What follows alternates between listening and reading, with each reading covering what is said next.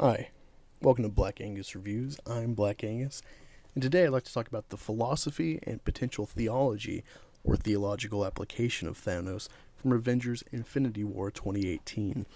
I would like to analyze and compare his actions and philosophy with the idea of God. Before we dive deep, I'd just like to say apologies for the delay in my next review for The Witch. It will be coming soon.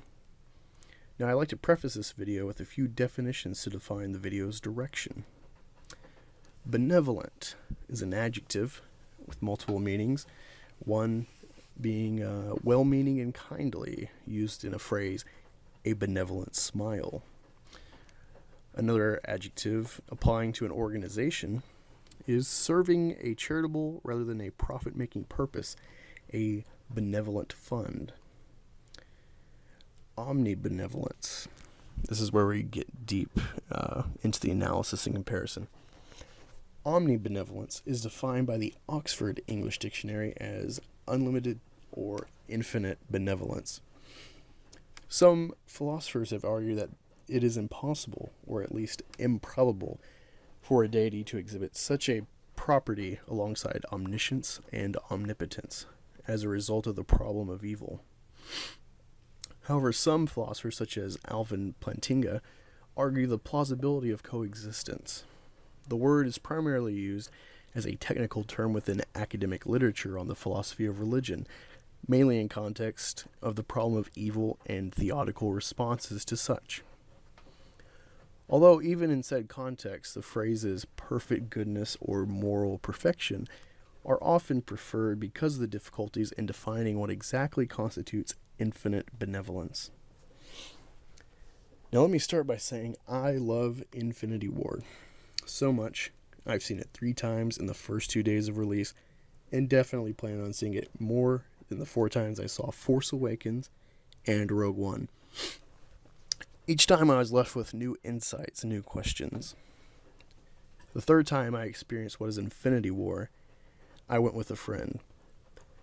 After a lot of discussion, he asked if I think Thanos is bad or evil. I replied no, that he's bad because of our attachment to the heroes, or from Obi-Wan's a certain point of view. If you can remove yourself from the fandom and the subjective view of the assumed hero, you can easily flip the story, making the villain the hero and hero the villain. For example, Thanos sees that he must set the universe right, and takes upon himself a quest to balance it. To do this, he must acquire 6 Infinity Stones. Succeeding in this will mean losing what he loves most, and destroying half the population. But alas, the Avengers of Earth seek out to destroy him. Now, regardless of how you feel morally about the quest of Thanos, that entails the killing of half of the universe's population, it's filmed in a way that you can understand him and empathize with his plight. The Russos adapted the general plots of Thanos' quest in Infinity Gauntlet in amazing fashion, amending his motivation to be that of a seemingly pure benevolence. This line of thinking made me think a long time about philosophical arguments concerning religion and its rationale, how it depends entirely on our perspective and circumstances, be it being born in India, or America, or Saudi Arabia, and so on. Most likely making a person a Hindu, Christian, or Muslim, respectively. I'm not even taking into account the fact of time periods as well, and the philosophies of life applied to religion throughout history. Now, it's with this line of thinking and introspection that I'd like to offer a comparison of Thanos to the Abrahamic God, specifically the Christian God, in an analysis of benevolence and its portrayal in film and literature. Be warned, I will be covering spoilers for Infinity War beyond the general plot. Thanos is a titan in the Marvel Universe who is obsessed with, in his eyes, balancing the universe. He seeks out the Infinity Stones whose power will help him end half of all life with a snap of his finger. It's revealed that on his home planet of Titan, they were overpopulating to the point of mass food shortage. He proposed wiping out half the population at random, rich and poor, dispassionate, and at random. Mercy, he deemed it, instead of allowing most to live in prolonged agony. His people did not heed his warning or request, and all eventually perished, leaving the planet devoid of life. Having this personal experience, he becomes a conqueror of sorts, and procures armies hopping from planet to planet to complete his task of a one-half rule. Once he begins assembling all of the Infinity Stones, he comes to face great odds at obtaining the Soul Stone. He is told he must sacrifice what he loves most, his adopted daughter Gamora, who, in some strange way, in our eyes, he truly does love. Once all assembled, he annihilates half of all life, with the film ending in a bittersweet scene showing Thanos gaze upon a sunrise, a slight smile coming across his face, indicating not arrogance but contentedness as he's accomplished his goal and seemingly finds himself at peace. He does all of this with a mindset focused on the overall good and a willingness to do what he sees no one else has the fortitude to accomplish. From his dialogue, we gather that he has no intention of recognition for assuming this great task. He needs no praise. Truly a benevolent attitude for all life, regardless of our perception of the act. The only signs of ill will or true malice we can gather thus far in his story is his manipulation of the body of Nebula, who is personally attached to him in history, and who he deems a repeated failure. We also see him kill Loki, who has repeatedly failed or betrayed him, from the failed invasion of Earth with his lone army, to right before his death when Loki allows Hulk to attack Thanos in hopes of a victory, and attempting to stab him before Thanos snaps his neck. These specific deaths or punishments are due to personal involvement with the Titan, and are at least within the realm of reasonability. Now let us juxtapose this with the Christian God. He is a supreme being, Alpha and Omega, creator of all.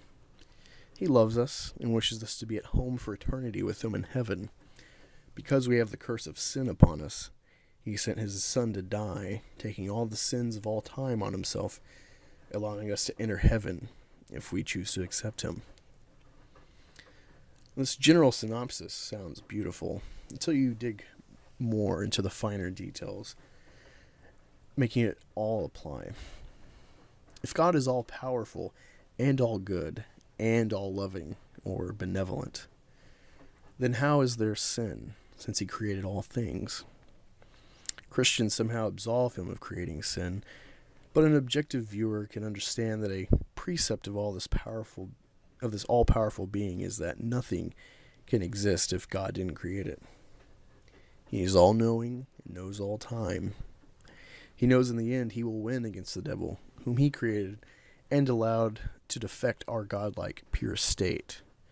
He is aware of all the sins we will commit and sent his Son, who is himself, if understood through the Trinitarian view, for himself to allow us eternal joy. All things, including us, made in his image, are made to reflect and praise God. Throughout the Bible, you can find texts of God demanding praise, despising his people when not doing so, and besetting great nations upon them in punishment. There are multiple accounts of harm or annihilation on specific nations for not being holy, which an all-knowing God would see that they can't be what he deems holy if he never comes to them or appeals to their sense of morality and understanding. These are specific, passionate acts. Yet regardless of this, it is our inherent duty, supposedly, to worship and love him, just for the fact of creating us. But should creation indicate the inherent ability to dictate? Does the baby addicted to drugs due to the mother's actions become obligated to be loyal to its creator, the mother, who has beset illness upon it? Logic would indicate not, as societies across the globe would remove a child from this or conditions like this. Despite the mother creating this child, that does not indicate dictation of it. A more trivial trivial analogy I'd like to offer is George Lucas and Star Wars. Lucas created a universe within a trilogy that defined generations, untold thus far, and we loved him for it. When he decided to add to that, it was met with much bemoaning, and we rebelled till he forsook what he made. This again may seem a trivial comparison, but I see stark parallels, micro and macro. Now, in conclusion, I hope you've enjoyed listening, and despite what your religious affiliation or thoughts on the matter may be, I hope that this has been insightful and perhaps will allow anyone of faith to, if they remain faithful, to not do so blindly, and instead to actively research and analyze why a deity can be rational and worshipped. Until next time, my friends, be sure to subscribe for this and future content. I'm Black Angus, and have a great night.